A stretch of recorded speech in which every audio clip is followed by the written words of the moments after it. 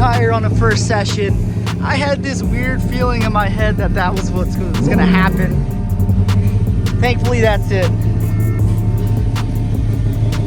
No sidewall damage. We're straight. Whew, close one. Okay, update on this. It wasn't a debeaded tire. It was actually a hole right in the center of the tread. Found a patch for it, but I really don't feel like risking driving home.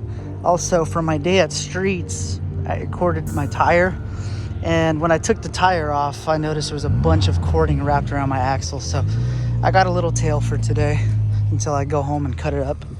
But yeah, I'll be for the rest of the day riding shotgun with Danny. We're gonna be doing some test and tune for a 100 octane tune that I bought before I sold him the car. So you gotta just flash the map onto it, and then send a data log over to F80 Paul. That's who's tuning this car.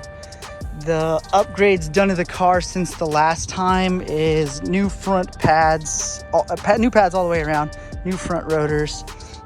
He's running 312s now. And then our front auxiliary coolers, brand new. We have the GT4 M3 coolers made by C&R. So yeah, I'm gonna hook up my aim to the car so that way we can get a data log to see what the temps are on the car. And yeah, we'll be rocking and rolling pretty soon here. Got to get this car all set up. So here's our current setup. GoPro, the Garmin. We're gonna be data logging. I got the aim facing towards me so we can see, and then we have comms between each other as well. And then yeah, so this should be pretty cool, like a legit data log session.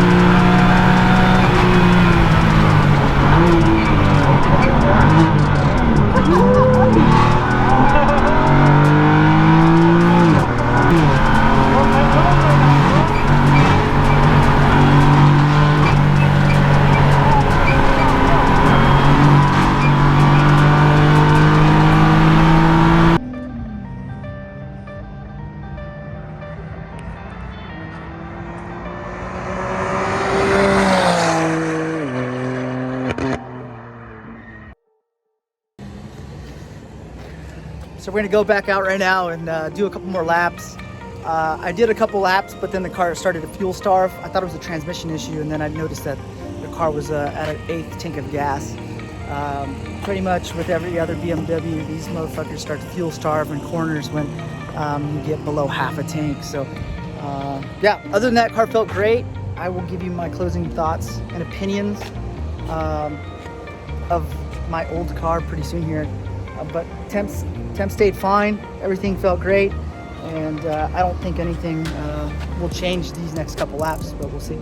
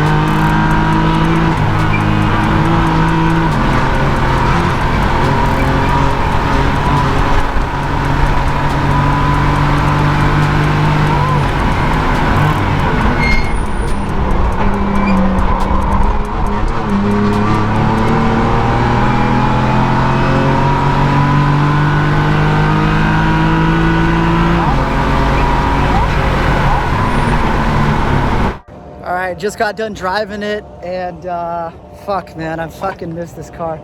I ran a 202 in this and a 58 in this. Now, granted, I only got a couple laps out of this, but my first fucking hot lap, a 202. So, I mean, the F80's never been a slouch. The torque, you can tell, is just so dialed in now with just being on track as opposed to having an off-the-shelf tune. So that would be the only suggestion I have for anybody who's tracking an F80 on a stage 2 or stage 1 tune. I would invest in just a custom tune that's dedicated towards tracking. It just makes a big difference.